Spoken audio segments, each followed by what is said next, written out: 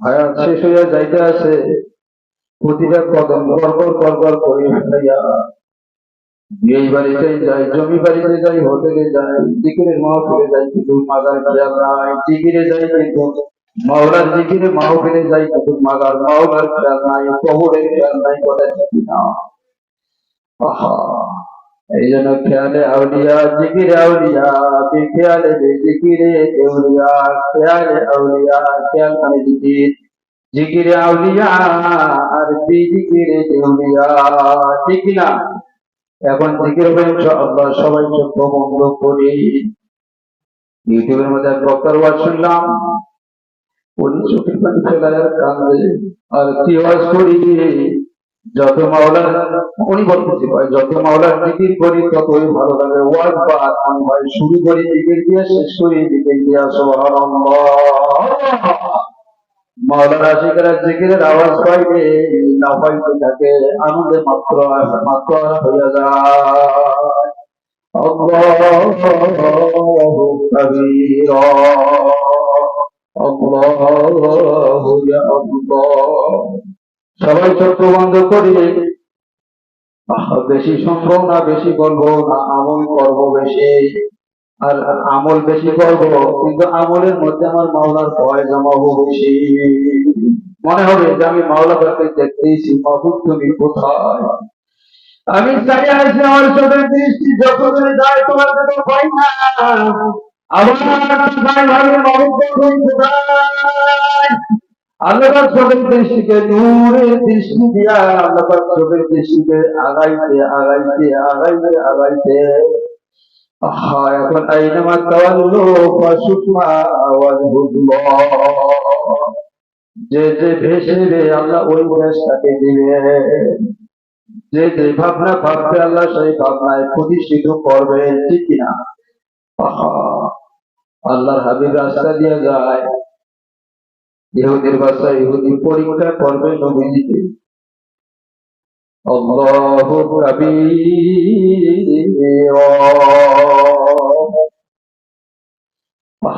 এটা জিন্দা যুবককে কাফনের কাফনে পেঁচাইয়া, কাফনের খাটকির মধ্যে উঠাইয়া এক জায়গায় রাখছে।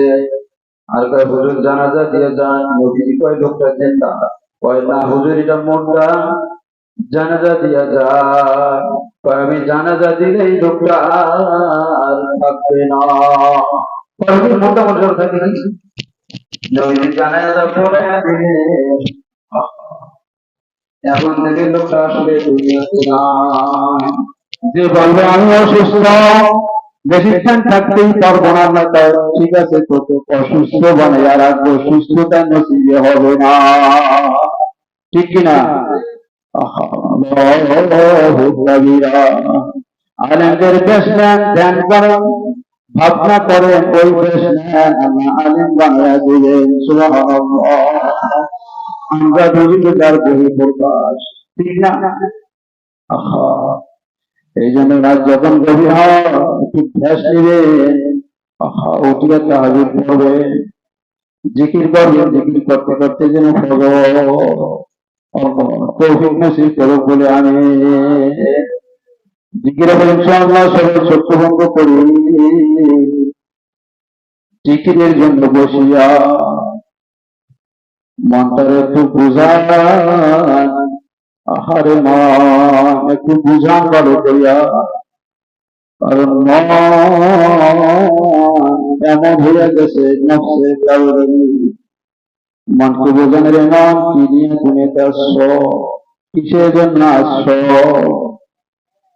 কয়দিন থাকবা, কতদিন হলো, আর কখন হায়াত শেষ হবে কাহারও তো জানা নাই। হায়াত কতটুক আর কতটুক শেষ হলো, কি করলাম, এরকম নিজেকে নিজে জিজ্ঞাসা করে আত্মসমালোচনা করে নিজেকে বলেন যে মন, কত মানুষকে কবরে রাখলাম, দাদাকে কবরে রাখলাম, দাদিকে কবরে রাখলাম, আব্বাকে কবরে রাখলাম, প্রতিবেশী আপনজনদের কতজনের কবরে রাখলাম। জানি না কখন আমার শেষ হইয়া যায়, চতুর্দিকে রোল ফেরিয়া যাবে। কেউ বা বলবে গাছটা তো কখন খনন করো, বাজারে যাও, বসলদার দেরি করা যায় না। আরে কবর কাটিয়ে যার যার বাড়িতে চলে আসবে। এখন তুমি কবরের মধ্যে আসো, তাকায় দেখো ডানে মাটি, বামে মাটি, উপরে মাটি, নিচেও মাটি। মাটি ছাড়া তো আর কিছু দেখা যায় না। তুমি দেখো মাটি, আল্লাহর হাবিব ফরমানে প্রশংসা করো, মানুষগুলো মাটি দিয়ে যখন হাঁটিয়াতে পাপা করে 40 কদম দূরে গেল, আল কবরে তার জন্য কবরটা জাহান্নামের আগুনের দিয়া হয়ে যাবে।